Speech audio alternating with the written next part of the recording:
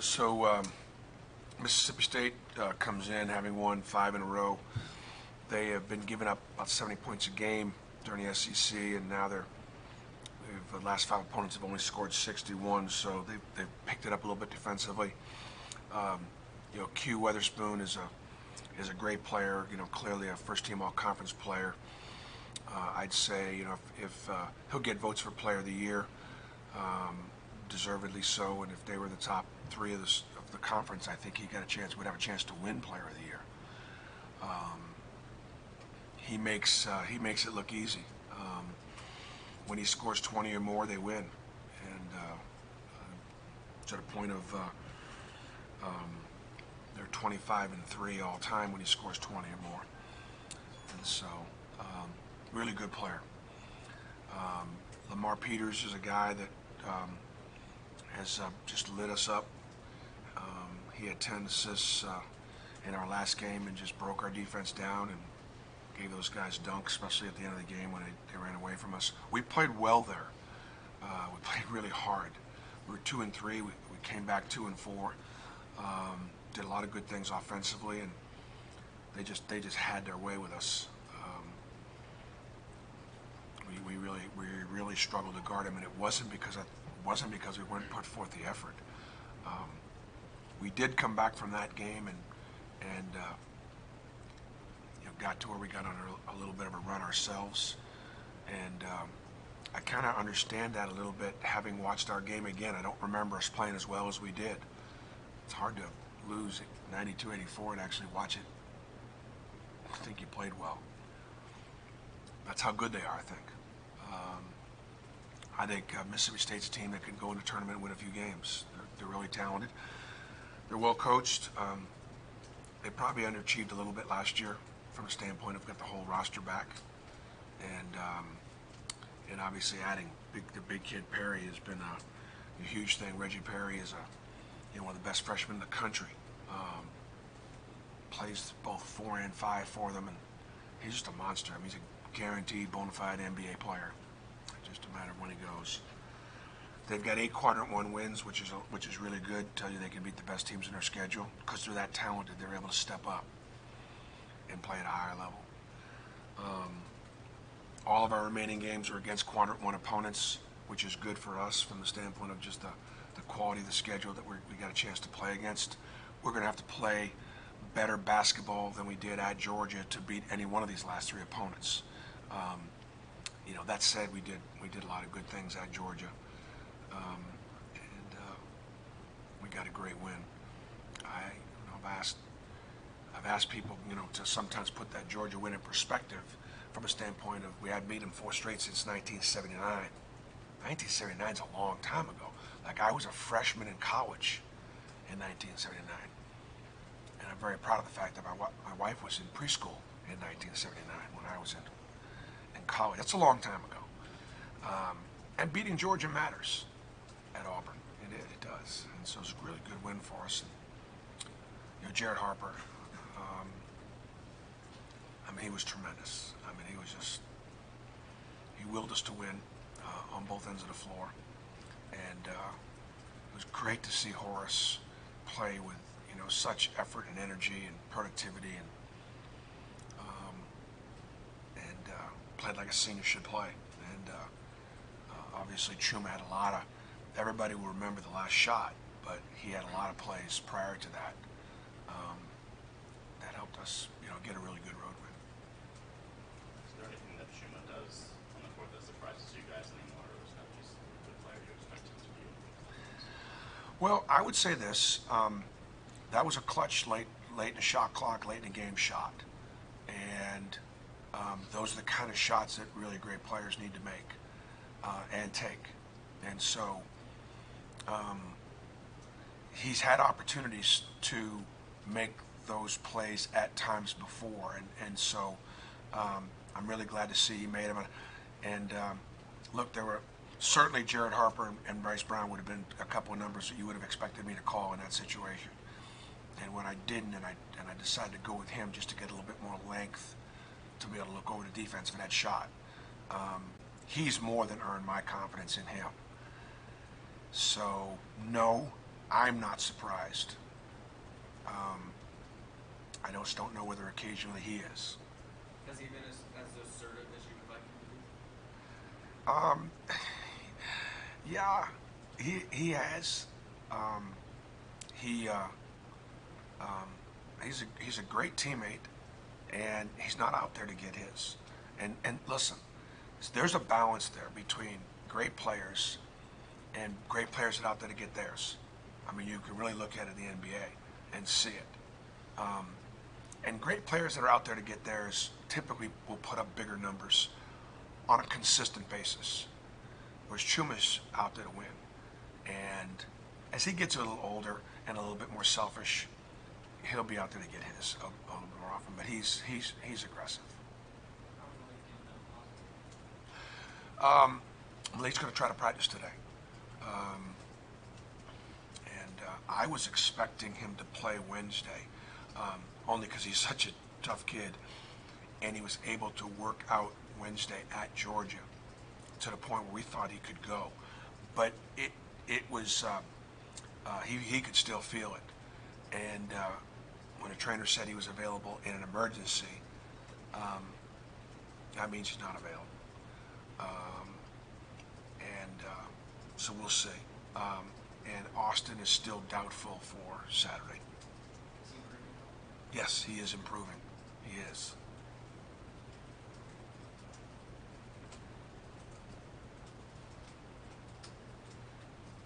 When you look back at that Mississippi State game earlier in the season, what was it about them that made them so effective? Well, we couldn't keep Peters in front of us. That's first, foremost. That's second, third, fourth, fifth, sixth. We couldn't keep Peters in front of us. That's where it all starts and all ends. Q got loose a few times on the baseline in a close game and knocked down a couple. We had a 7-point lead, and bam, bam, he knocked down 2 big threes, and it's one. 3/4 of the way through the second half. I had a bad technical foul, down 5, and that led to their run. So those would probably be 3 things that I'd point to. I just, they've got Carter's much improved as a scorer. Adu has got great size and is improved as an inside player. I mean, we recruited Abdul really hard here at Auburn, and probably it was Auburn or Mississippi State.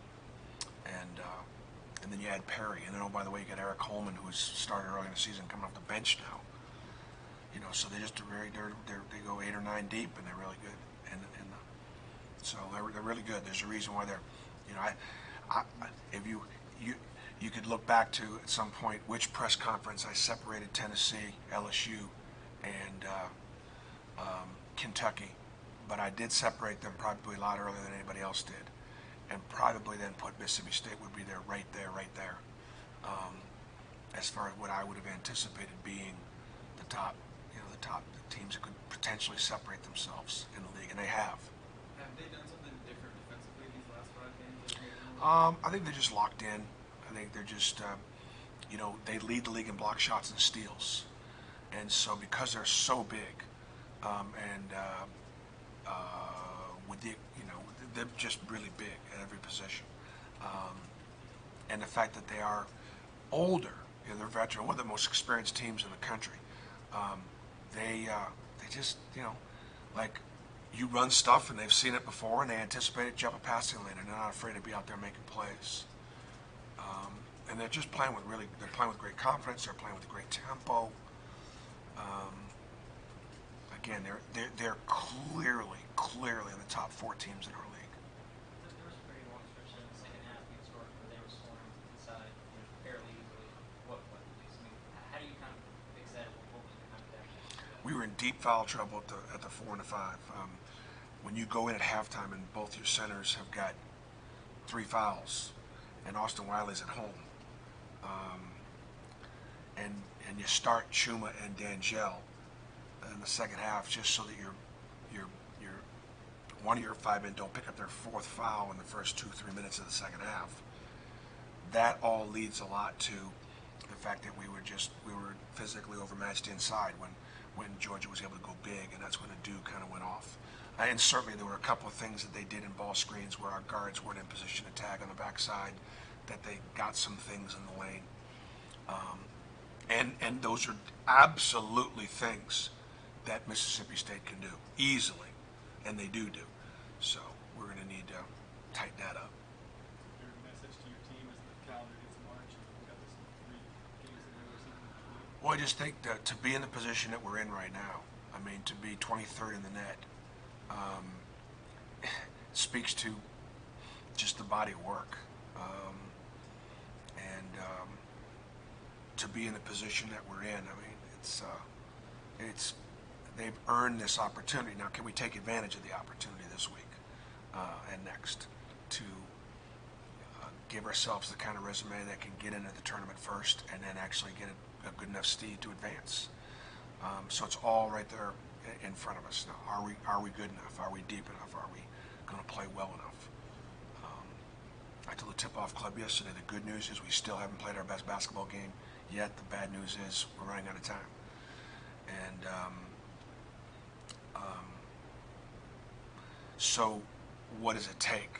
You know, it takes Horace doing what Horace does. It takes Anthony doing what Anthony does. It takes, Samir coming in now. He had 3 pretty unproductive games, partly due to injury, but you look at the 3 games prior to Georgia, and he played really well against Georgia. He was very engaged, and we need that. We go as Jared goes. We were able to win at Georgia without Bryce Brown shooting the ball very well. That was a positive sign. We need Bryce to play a complete game for us to win. We need Chuma to be aggressive and assertive. I mean, those are all the things that we need me to do a good job. Those are all the things that we need to have to beat teams that can advance in the tournament, like all these teams we're going to be playing can.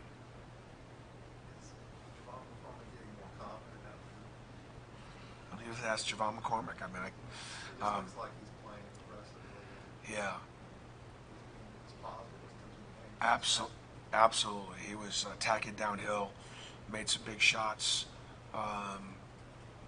and I apologize for not even including him. For example, what do we need? Javon McCormick playing with confidence. Give Jared some, a little bit more time to rest.